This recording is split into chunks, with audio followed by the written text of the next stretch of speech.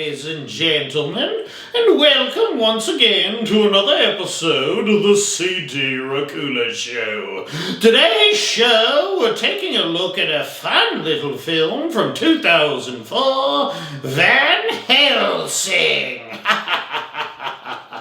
Can you believe that this film was, as we're speaking today, made 20 plus years ago? Holy mackerel, time flies when you're a 600-year-old vampire. It's been a hell of a ride.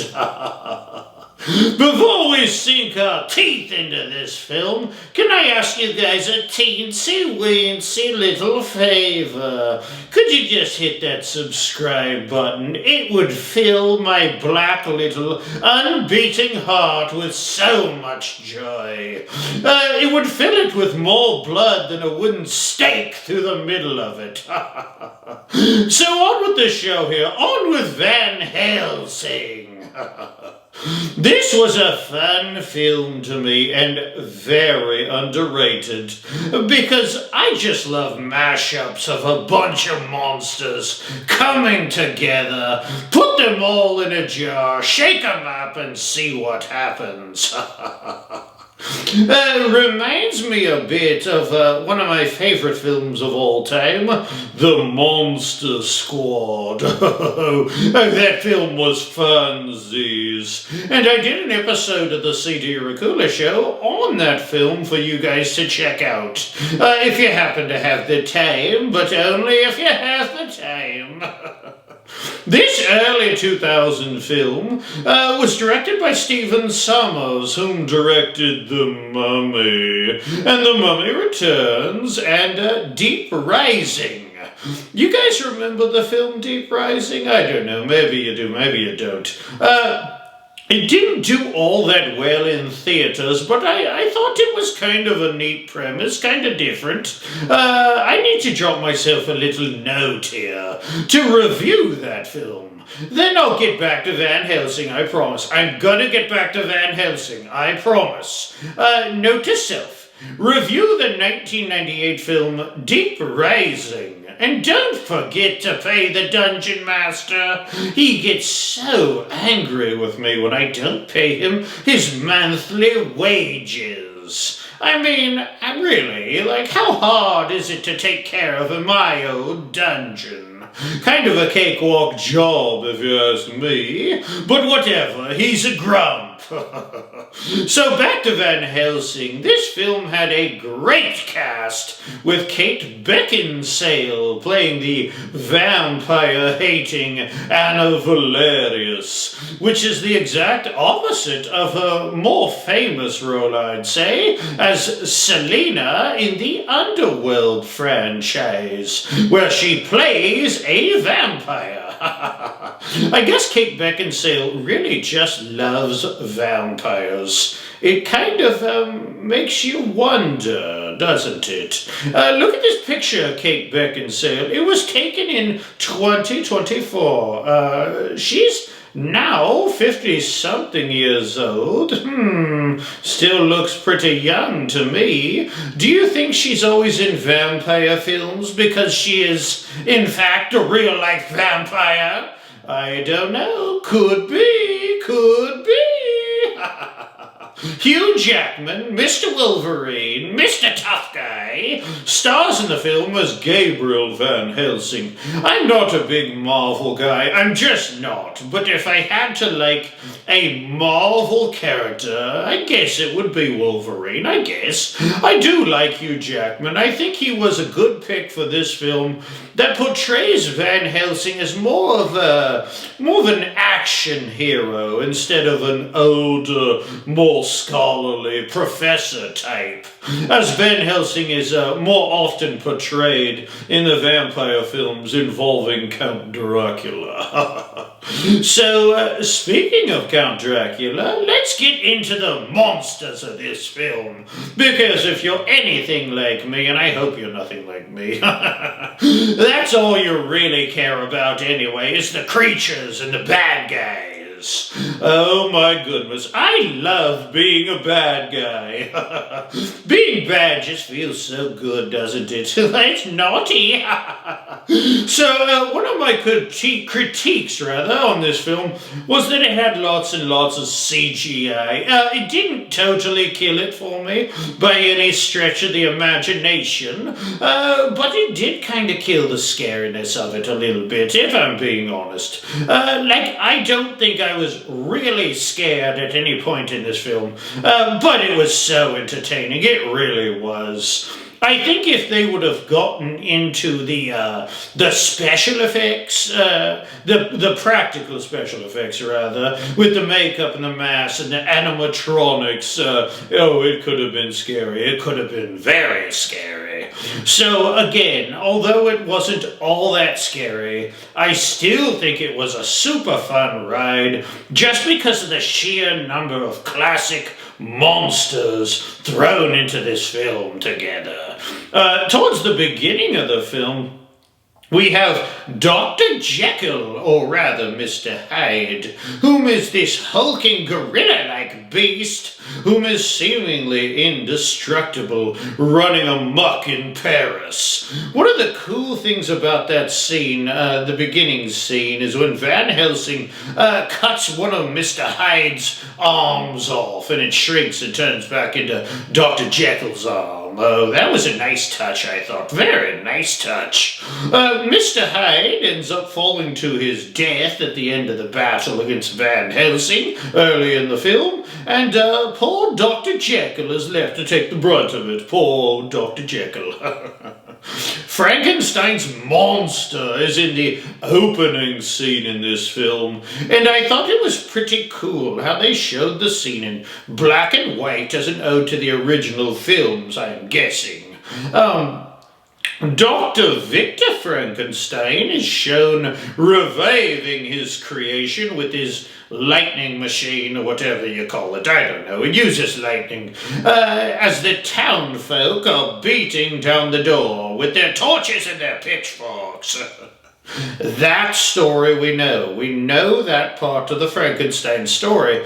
But in this Van Helsing film, the little twist is that Count Dracula has been bankrolling and using the Dr. Frankenstein so that he may use his reanimated creature's energy to create a new breed of super vampire children to take over the world. Oh, that's neat. It's just really a cool scene and immediately gets you pumped and into this film.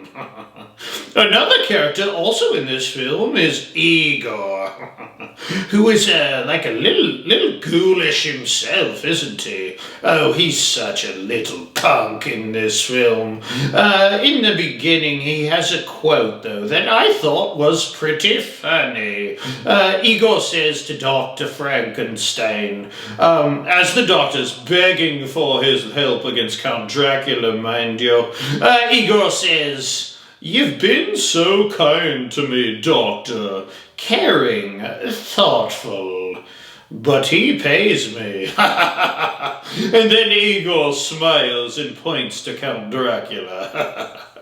That just struck my funny bone for some reason. I thought the character Count Dracula in this film, portrayed by Richard Roxburgh, was really pretty sweet. I think Count Dracula looked a little cheesy in the full vampire form. I mean, he was totally CGI to the max, wasn't he? I mean, look at this picture here. Oh, jeez. But the actual Count himself and the way he went about things was, in fact, a little eerie. And he seemed to be Mr. Cool, calm and collected, to absolutely flying off the handle and becoming the blood-sucking beast he he really was insane. I actually think some of the scariest and coolest creatures in this film were in fact Dracula's brides, of which there are originally 3 before being dispatched throughout the film.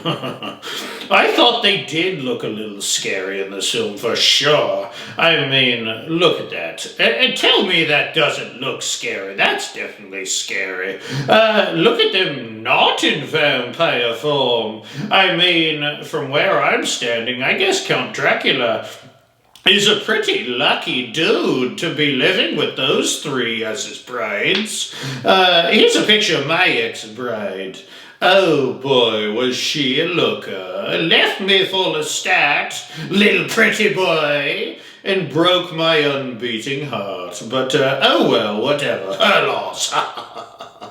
The werewolves certainly seemed a lot more wolf than man when in full form. Reminded me of the underworld werewolves a little bit, or even the werewolves in the Dog Soldiers. That's what I mean in this film. Imagine the werewolves. They look like the Dog Soldiers. Oh my goodness. Without the CGI, the Dog Soldiers, that'd be totally awesome for this film. Van Helsing turns into a werewolf towards the end and has this quite epic battle with Dracula at the end of the film and ends up killing him. Sorry for the spoiler. I do want to take this time to get back to Frankenstein's monster, though. Let's get back to Frankie. He had kind of a unique look and certainly a unique attitude, as he seemed more of a kind, scholarly, well-spoken personality, other than lots of other films that portray the monster with the mind of a criminal who seemed more like what you would really imagine a reanimated corpse to act like. So Frankenstein's monster was certainly unique in this Van Helsing film. Dracula's little helper guys, I don't know what their name was, maybe you guys do it out there. They seemed like some kind of hellish version of Willy Wonka's Oompa Loompas. They were actually pretty interesting, even though they played a rather small part in this film.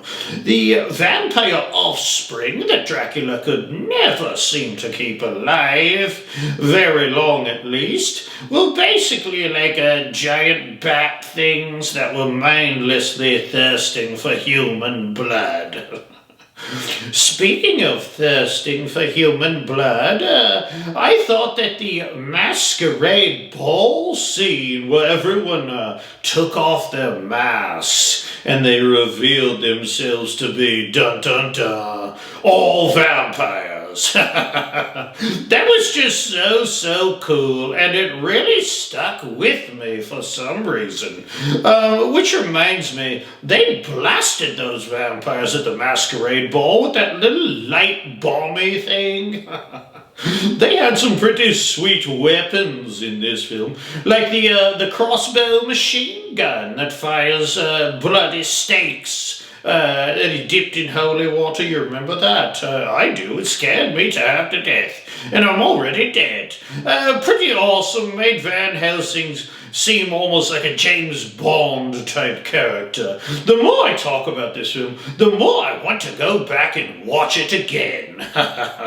So as far as the old scarometer goes, I'm going to give it some average to low marks, because to me it just wasn't that scary. Because of all the CGI action. But don't take that to mean I harbor any ill will towards this Van Helsing film, because I really don't. It was a really good time, and I would pay all the money in my treasure chest. If they would just make a sequel, do it. Get Hugh Jackman and make a sequel. In fact, if you're one of the rich and powerful in Hollywood, and have now tumbled down the dark wormhole that is YouTube, and found yourself at the very bottom here with the CD Racoola show, could you please, with a bloody cherry on top, make a sequel of this film?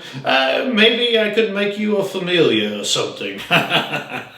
I harbor lots of love for this Van Helsing movie, and I feel like others of you out there do as well. I would like to take this time to thank you for joining me here on the CD Racoola show. And if you could put down your crossbow vampire killing machine gun thing and hit that subscribe button, I'd give you a big juicy and bloody kiss. You know you want it.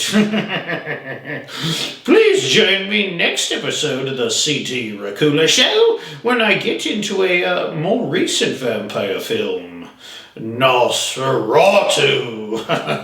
Oh boy, that had a pretty legit cast. Looking forward to that episode. So till next time, my little bloodbags out there in YouTube land, a couple parting words for you. Like Count Dracula says in this film, you can't kill something that's already dead. Ta-ta, my dears. Ta-ta.